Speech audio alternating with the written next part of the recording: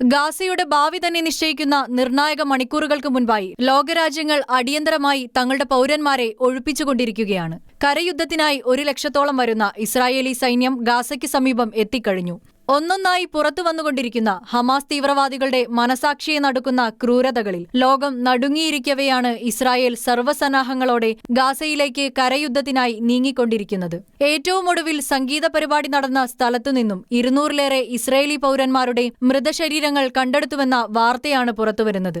മറ്റു രാജ്യങ്ങളുടെ പൗരന്മാരുടെ മൃതദേഹങ്ങളും ഇവിടെ നിന്നും കണ്ടെടുത്തിട്ടുണ്ടെന്നും റിപ്പോർട്ടുകളുണ്ട്. പരസ്പരമുള്ള ഏറ്റുമുട്ടലുകളിൽ ഇരുപക്ഷത്തുമായി 1200-ലേറെ പേർ കൊല്ലപ്പെട്ടതായാണ് കണക്കാക്കുന്നത്. ഇതിൽ ഭൂരിഭാഗവും ഇസ്രായേലി പൗരന്മാരാണ്. ഇസ്രായേൽ അതിർത്തി കടന്ന് ഹമാസ് നടത്തിയ ആക്രമണത്തിൽ കൊല്ലപ്പെട്ടവരുടെ എണ്ണം 700 കടന്നു.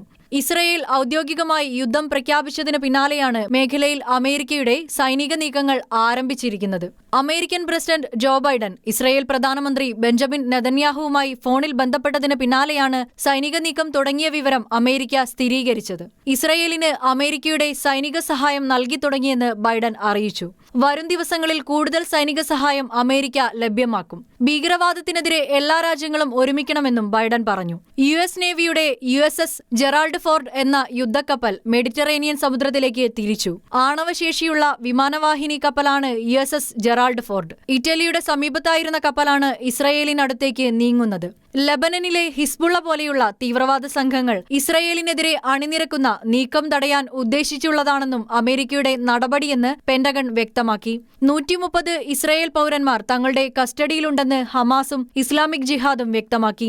ഇവരെ വിട്ടയക്കണമെങ്കിൽ തടവിലുള്ള പലസ്തീൻ പൗരന്മാരെ വിട്ടയക്കണമെന്നാണ് ആവശ്യം. ഹമാസ് ആക്രമണത്തിൽ 10 നേപ്പാൾ പൗരന്മാരും ഇസ്രായേൽ സേനയിൽ പ്രവർത്തിച്ചിരുന്ന ഒരാളടക്കം 3 ബ്രിട്ടീഷുകാരും 2 യുക്രൈൻ പൗരന്മാരും 1 ഫ്രഞ്ച് പൗരനും കൊല്ലപ്പെട്ടിട്ടുണ്ട്. 4 അമേരിക്കൻ പൗരന്മാർ കൊല്ലപ്പെട്ടെന്ന് റിപ്പോർട്ടുകൾ ഉണ്ടെങ്കിലും അമേരിക്കയോ ഇസ്രായേലോ സ്ഥിരീകരിച്ചിട്ടില്ല. അതേസമയം ഇസ്രായേലിൽ അപ്രതീക്ഷിതമായി ഹമാസ് നടത്തിയ ഭീകരാക്രമണത്തെ അപലപിച്ച് ഐക്യരാഷ്ട്രസഭയുടെ സുരക്ഷാ കൗൺസിൽ രംഗത്തെത്തി.